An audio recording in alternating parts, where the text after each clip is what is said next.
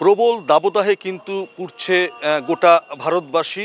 শুধুমাত্র উত্তরে জম্মু কাশ্মীর বা পশ্চিমবঙ্গের উত্তরবঙ্গের যে জেলাগুলি বাদ দিলে কিন্তু প্রবল দাবদাহে এই মুহূর্তে ভুগছে গোটা ভারতবাসী। মূলত পশ্চিমবঙ্গ, কলকাতা মহানগরী, দিল্লি, উত্তরপ্রদেশ, রাজস্থান, বিহার, পাটনা, ঝাড়খণ্ড সব জায়গায় কিন্তু প্রবল দাবদাহ। কলকাতার এই মুহূর্তে পরিস্থিতি সেটা হচ্ছে কিন্তু প্রায় 40 ডিগ্রি ছুঁই। উত্তরবঙ্গে দু একটি জেলাতে হালকা বৃষ্টিপাতের সম্ভাবনা থাকলেও কিন্তু একেবারে প্রবল দাবদাহে পুড়ছে গোটা দক্ষিণবঙ্গ। ইতিমধ্যেই ভারত সরকারের তরফে, আবহাওয়া দপ্তরের তরফে কিন্তু জানিয়ে দেওয়া হয়েছে গত 2-3 দিন আগেই কিন্তু এই প্রবল দাবদাহে কিন্তু হিট স্ট্রোক হয়ে যাওয়ার সম্ভাবনা প্রবল রয়েছে।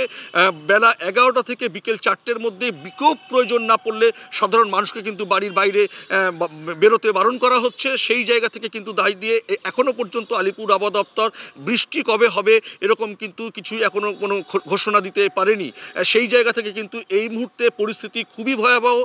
পশ্চিমবঙ্গ সরকারের তরফে কিন্তু গতকালই ঘোষণা করে দেওয়া হয়েছে যে 6 মে বা 8ই মে যে গরমের ছুটি পড়ে স্কুলের ক্ষেত্রে, স্কুল কলেজের ক্ষেত্রে, সেইখানে কিন্তু সেই ছুটি এগিয়ে নেওয়া হচ্ছে যে আগামী 22শে এপ্রিল থেকে কিন্তু সেই ছুটি পড়ে যাবে।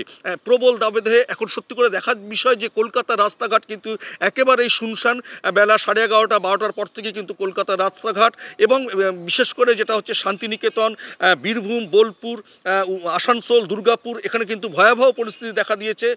উত্তরবঙ্গের ক্ষেত্রে দার্জিলিং বা জলপাইগুড়ি বা কার্শিয়াং, কালিম্পং বাদ দিলে কিন্তু শিলিগুড়িতেও কিন্তু প্রবল দাবদাহ চলছে। পরমাশিস ঘোষ রায়, RTV ইন্টারন্যাশনাল, কলকাতা।